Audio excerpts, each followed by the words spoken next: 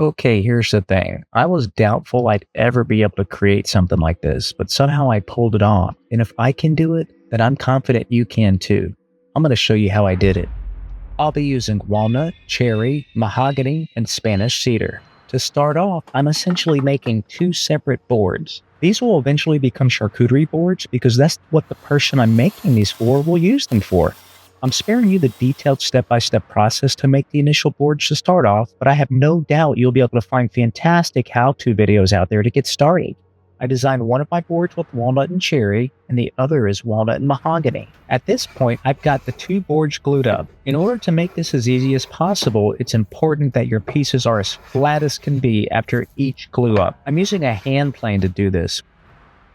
Now that I have the boards flat, I'm going to stack them, then draw a curved line where I'll cut through both boards. Once they're cut, I'll switch them around, then glue them back together, inserting a very thin strip of Spanish cedar which connects them together. That's how you make the cool patterns. You repeat this process until you are completely satisfied with the result.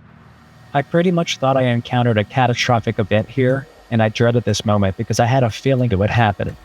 I attempted to use an entry-level bandsaw to cut through these boards at the same time.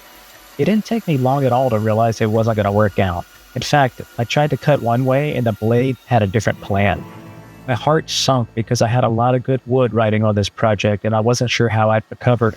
I was willing to do anything to salvage this project with the tools that I had. I pulled out a coping saw, but it would have taken years to make one pass. The jigsaw was my last hope, and as you can see, it was a long process to make each pass. At its fastest, it was moving 1 millimeter per second. I braced for impact, thinking this jigsaw would burn out at any moment, but this little champ came through. Here you can see where the bandsaw made things extremely difficult for me. I did my best to smooth out the joints so they glued together. At this point, I still wasn't sure if this project was salvageable.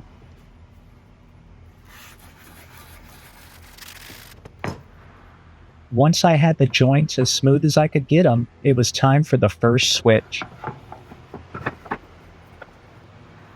I glued them together and let it sit for 24 hours. Then I made another pass along a curved line with the jigsaw so that I could switch the sides again. Is this process starting to look a little repetitive?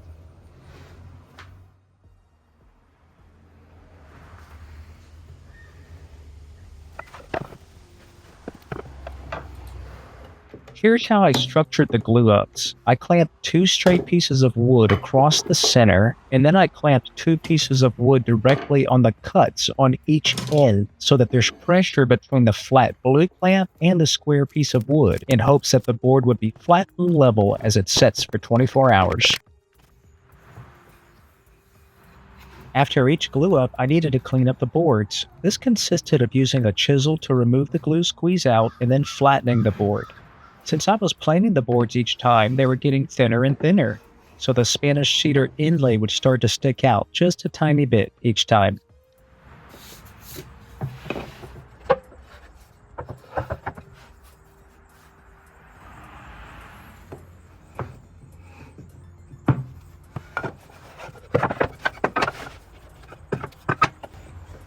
So this was the final glue up. I was so happy with how this turned out, not to mention it was time for me to stop while I was ahead with a functioning jigsaw.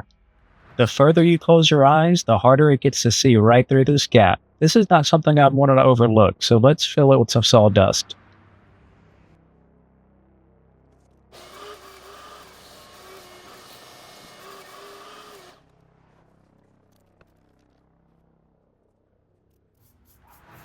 As you can see, there were a few more spots I wanted to improve. Here I'm using my hand plane to ensure these pieces are as flat as possible.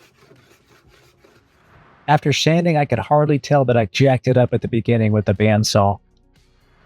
Time to square up the ends. The person who I made these boards for did not want a traditional rectangle shape.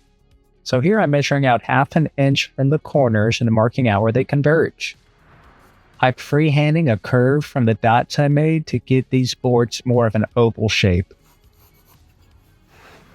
My sander makes easy work of removing the material.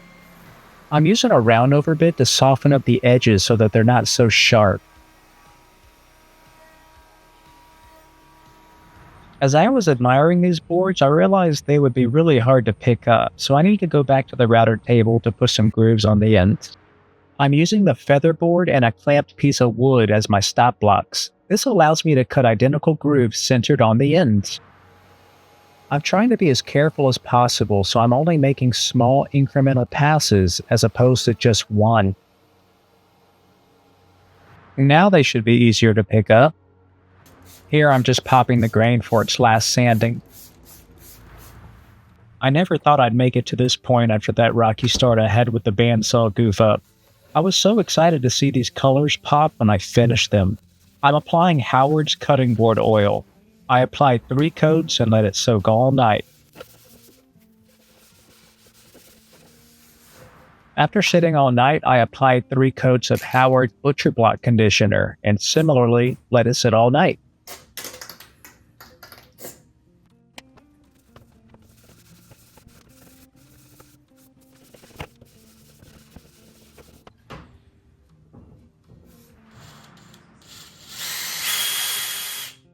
Last step is to install the little rubber feet.